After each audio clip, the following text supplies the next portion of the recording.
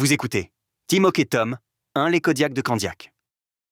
Un livre écrit par Jérémy Provencher et lu par la voix modélisée de Nicolas Charbonneau. Chapitre 1, Crus et recrues.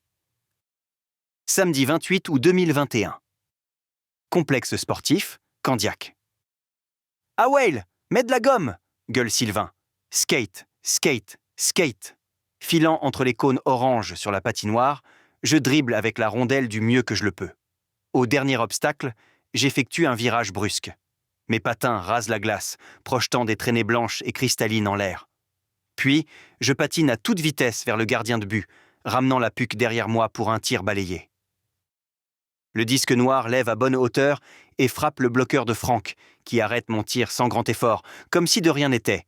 Apparemment, je rejoins le rang pour le prochain exercice derrière le filet. Un coup de sifflet aigu de Sylvain Dubé, un coach du AA, signale au prochain joueur d'y aller. Je vois le gros sévère noter mon score sur son calepin. Il est venu observer le camp du bébé en fin de semaine pour trouver des recrues. « Pas mal, Tom !» s'exclame Charles lorsque je prends place derrière lui dans la file de casques bleus et noirs. Charles Saint-Amour, c'est mon meilleur ami. J'espère qu'on sera dans la même équipe cette année. Je souffle un jet de buée avant de lui répondre. « Bah, mon tir était bon, mais je ne pense pas être le plus rapide. » « T'inquiète, c'est pas le temps qui compte, ce sont les games, » fait le grand gaillard à l'avant du rang. À le voir dépasser tous les autres gars d'une tête, je me dis qu'il est sans doute Pee-wee deuxième année. « Regarde !» poursuit-il en pointant les estrades de son gant CCM trop immense pour lui. « Quoi ? Qu'est-ce qu'ils ont, les évaluateurs ?» Je suis le regard des autres garçons autour de moi. Les 4 évaluateurs sont facilement reconnaissables au fond des gradins. Ils ont tous le même gilet noir et or aux couleurs des Kodiaks, et ils sont assis ensemble. On les entend rigoler de leur voix grave jusque sur la patinoire. En effet, aucun d'eux ne semble prendre des notes. Bizarre. « Ben voyons, t'as raison, » s'indigne Charles. « On a l'air de prendre leurs exercices plus au sérieux qu'eux. »« Next !» crie un autre entraîneur pour que la prochaine recrue s'active. 3 autres joueurs et on pourra passer au dernier exercice, le dernier avant le match. Bon, les boys, tout le monde un genou à terre. Sylvain demeure silencieux 5 secondes, le temps que les claquements de palettes se calment. Danny Pouliot, un autre gars de ma classe, lâche enfin les rondelles dans le filet et se joint au groupe. « Dan, t'es encore le dernier arrivé », note le coach d'un ton sec. 2 tours de glace. Danny tourne et s'exécute, la tête baissée et ballottante sous les rires des autres. « Come on, Dan !» crie un joueur à côté de moi. « Il fait exprès !» lance Marco en mâchouillant son mouthpiece. La marée de casques suit la trajectoire de Danny, qui patine comme un démon avant de reprendre sa place, haletant. « Le prochain exercice est simple », reprend Sylvain, qui débouche son marqueur rouge et trace quelques lignes sur son pad de coach, une mini patinoire à surface glacée. Il va y avoir une puck ici, su à ligne bleue, puis un cône orange là, su à ligne rouge. Vous allez faire 2 files de chaque côté du filet. Vous accélérez jusqu'au cône en 1 contre 1, puis le premier qui prend possession de la rondelle shoot au net. Le deuxième joueur devient défenseur. Ça marche ? Ouais, oui, ouais, acquiescent bruyamment 2 douzaines de Pee-wees avant d'aller faire la queue. C'est comme ça que le gros sévère aime qu'on lui réponde. Il nous l'a dit l'an dernier. Je suis Charles, qui traîne du patin pour se joindre à la file de gauche. Rapidement, je scrute l'autre rang pour trouver mon adversaire. Zut, c'est le grand de tout à l'heure. Le tour de mon ami vient d'abord. Il affronte Yannick, un bagarreur. J'ai assez confiance en Charles pour savoir qu'il touchera la rondelle en premier. Pour le reste, on verra. Un entraîneur siffle et les 2 joueurs s'élancent. Dès qu'il remarque que son opposant est plus rapide que lui, Yann stoppe son sprint et prend aussitôt la position du défenseur. Charles accélère après avoir pris la puck, feinte et déjoue Yann. Le bagarreur pivote alors que Charles tente de le dépasser. Il veut bloquer avec son corps la trajectoire de son adversaire. Déstabilisé après la collision, Charles maintient la rondelle derrière lui et contourne de justesse le défenseur. N'ayant plus beaucoup de place pour manœuvrer avant de tomber nez à nez avec le poteau, mon ami vrille devant le gardien de but et fait un petit tir du poignet. Le disque noir s'élève juste au-dessus du bloqueur de Franck et se loge dans le coin du filet. Je n'ai pas le temps de célébrer. Un nouveau coup de sifflet strident retentit. C'est mon tour. Je cafouille au départ. Le grand patine vraiment vite, mais je m'essaie tout de même pour la rondelle, contrairement à Yann, qui a abandonné sans même s'essayer. Mon adversaire utilise sa portée au dernier moment pour pousser la rondelle, ce qui fait de moi le défenseur. Ça tombe bien, c'est ma position. Je patine à reculons, mon bâton tiré près du corps pour camoufler ma portée et les jambes grandes ouvertes. D'habitude, les autres joueurs mordent tous à l'hameçon. Ils n'ont pas besoin d'une meilleure invitation. Je tente un poke check un peu mou, que le grand évite facilement. Puis, il frappe la rondelle pour la passer entre mes jambes. Désolé, l'ami, c'est que je joue au soccer aussi. Je colle mes talons brusquement pour que mes patins forment un V et récupère la puck. Je la botte ensuite devant moi afin de reprendre le contrôle. Mon opposant, qui m'a dépassé, est déjà au filet derrière moi. Bien joué, je ne m'y attendais pas, me félicite-t-il. Mais je ne ferai pas 2 fois la même erreur. C'était trop beau pour être vrai. Je lui adresse un clin d'œil complice à travers la grille de mon casque, ne sachant pas quoi dire d'autre. De retour en file, j'observe les autres terminer l'exercice, jusqu'à ce que l'entraîneur siffle 2 fois. C'est le signal. Il faut maintenant ranger le matériel et se préparer pour la mini-partie. Super. Mettez les rondelles dans le filet, les gars, et venez me rejoindre au banc une fois que c'est fait, ok ? Ordonne Sylvain. Vous deux, fait-il en pointant 2 joueurs au hasard, allez chercher les cônes de l'autre côté de la glace. Tous s'exécutent, mais, comme à chaque entraînement ou joute d'évaluation, la plupart des joueurs ne font que tirer les pucks dans le filet à ce stade-ci, qu'il y ait un joueur à 4 pattes dans le filet en train de les ramasser ou pas.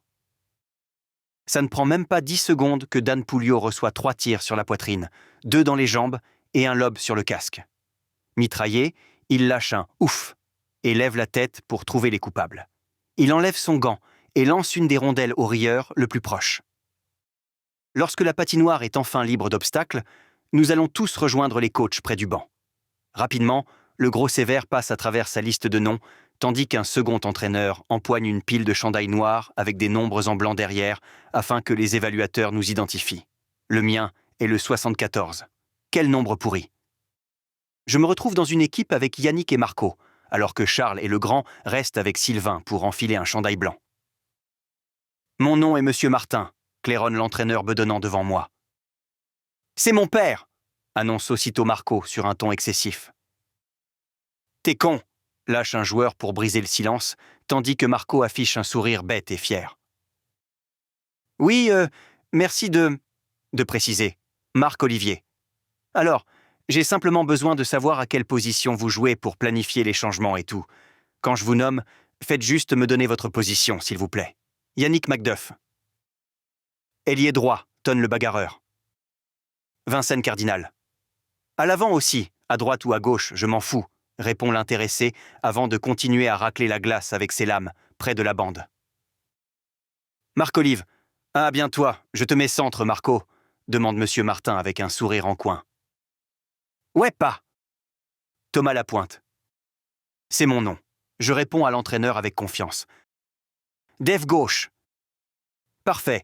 Ensuite, j'ai Louis Mercier. De l'autre côté de la patinoire, les chandails blancs sont déjà prêts. Charles s'ennuie même au cercle central, impatient que le match commence. 1 minute plus tard, tous les joueurs sont placés. Marco plante ses patins dans la glace et ajuste sa prise sur son bâton. Il affronte mon meilleur ami pour la mise au jeu. Comme d'habitude, ce dernier n'a mis qu'un seul côté de son chandail dans sa culotte, pour faire cool. Sylvain s'avance, une rondelle à la main. Jouez clean et donnez votre meilleur. Allez. Il produit un bref coup de sifflet, puis il laisse tomber la rondelle. Marco tape tout de suite la palette de Charles pour repousser son bâton et, en ramenant le sien, il balaie la puck entre ses jambes afin de me la passer. Sa passe est loin d'être belle, mais je récupère le disque. J'ai à peine le temps de regarder où sont mes alliés que le grand se rue sur moi, mais il en faut plus pour me faire paniquer. Je fais une passe à l'autre défenseur qui envoie la rondelle contre la bande pour la remettre à Yann. Le bagarreur bouscule le défenseur adverse et pénètre dans la zone de l'autre équipe. Marco se démarque et frappe la glace à répétition avec son bâton pour appeler une passe. Cependant, Yannick garde la rondelle trop longtemps et l'autre défenseur la lui soutire. J'entends Marco pousser un juron alors que Charles prend possession de la rondelle. Il la passe à Danny, son autre ailier, pour compléter la sortie de zone. Tout à coup, mon équipier et moi devons faire face à une contre-attaque en 3 contre 2. L'autre défenseur, un garçon que je ne connais pas, patine à reculons et tente d'enlever la rondelle à Dan pour freiner l'offensive adverse. Or, la différence de vitesse est évidente. Danny longe la bande et déborde facilement mon équipier, qui pivote trop tard pour le rattraper. Alors que Dan fonce maintenant vers le filet, Charles et le grand gaillard s'installent pour gêner mon gardien de but. Franck donne un coup de bloqueur au grand, que celui-ci encaisse sans broncher. Je colle mon épaule contre lui, et lorsque la passe vient, je place mon bâton en dessous de celui de Charles, et je le lève au dernier instant. Mon meilleur ami veut prendre un tir, mais son bâton décrit un arc, et dévie de façon incontrôlable. Enfin, François s'impose, et saute sur la rondelle. Il la gèle avec sa mitaine. « Changement !» hurle monsieur Martin depuis le banc. Sylvain siffle à nouveau, reprend la rondelle dans la mitaine de Franck. Les prochains joueurs de mon équipe sautent par-dessus la bande et prennent place en zone défensive, alors que les autres et moi retournons au banc. Charles se lève après avoir pris une gorgée d'eau et cogne son casque contre la baie vitrée de la cabine des marqueurs. « Tu aurais pu me laisser prendre le tir, au moins. »« Pfff, va t'asseoir. » Je me lève à mon tour et remarque qu'un large sourire barre le visage de mon ami. « Et ferme-la !» dis-je, en faisant semblant de péter ma coche. « Joues-tu pour Saint-Hubert ou quoi ?» Je me retourne vers les joueurs sur mon banc, qui assistent tous à la scène. « Hé, les gars, il doit jouer pour Saint-Hubert !» Évidemment, Saint-Hubert n'a pas terminé la saison dernière avec une bonne réputation. Pour couronner le tout, je lâche mes gants et Charles m'imite. On frappe la vitre, feignant d'être outrés. Nos équipiers ricanent ou secouent la tête en signe de désapprobation. Peu de temps après, un autre changement est annoncé. Il n'y a toujours pas eu de but. Je me ferai un chemin entre les joueurs essoufflés. Cette fois, c'est Charles qui gagne la mise au jeu. Il passe la rondelle au grand, et celui-ci la dégage pour compléter une sortie de zone. François s'élance pour aller chercher le disque et relancer l'attaque afin d'éviter que le coach appelle un hors-jeu. Le gardien repousse la puck le long de la bande et je la reçois directement sur la palette. Je lève les yeux, le grand me charge et sera là dans 2 secondes. Heureusement, un casque familier se démarque du lot. Je crie son nom à plein poumon. « Marco !» Par la suite, j'effectue un lancer balayé sous le bâton du colosse et la rondelle s'envole. Elle traverse la patinoire jusqu'à ce qu'un clac satisfaisant retentisse. Le grand pivote, puis nous filons tous deux vers la zone de son équipe. Marco feinte, traverse la ligne bleue, gagne en vitesse et déjoue le dernier défenseur. Puis, il fait un virage brusque pour revenir vers le gardien, un autre pee-wee 2e année. Son casque arborant un aigle dépasse même du filet. Il tente de harponner la rondelle avec son bâton, mais Marco pivote et la ramène hors de la portée du gardien avant de la claquer avec sa palette. Le disque bondit dans le coin supérieur gauche du filet en tournoyant. Le gardien, lui, complète sa glissade et tombe à genoux. Il baisse la tête, honteux de s'être fait avoir par un première année. « Oh, ouais !» crie Marco, en levant son bâton haut dans les airs et en se dirigeant vers ses équipiers en glissant sur un seul patin. Les autres joueurs sur la glace et moi allons tous le féliciter d'une accolade. « Yes, sir !» fait Yann en tapant son casque. « Malade !» ajoute mon collègue défenseur. Puis, comme chaque fois qu'un but est célébré, nous nous mettons en file indienne pour passer contre la bande de notre banc et frapper les gants de nos coéquipiers. Sylvain annonce un dernier changement, puis la partie est arrêtée peu de temps après. Une fois dans le vestiaire, nous devons rendre nos chandails d'évaluation, sales et mouillés. Je me dépêche à me déshabiller, comme tous les autres garçons. Nous voulons savoir dans quelle équipe nous serons. L'atmosphère est lourde, presque angoissante. « All right, les gars, je vais aller consulter les évaluateurs pendant que vous vous changez. Je vais ensuite parler à vos parents à l'extérieur de la chambre pour leur donner les résultats. Donc, soit vous continuerez les entraînements du bébé d'ici à ce que les équipes soient faites et que la saison parte, soit vous monterez dans le AA pour venir jouer dans mon équipe, ok? Bon courage, ce fut un plaisir d'être votre coach aujourd'hui. » « Merci, » répondent les joueurs. « Merci, Sylvain, » chantonne une voix plus aiguë.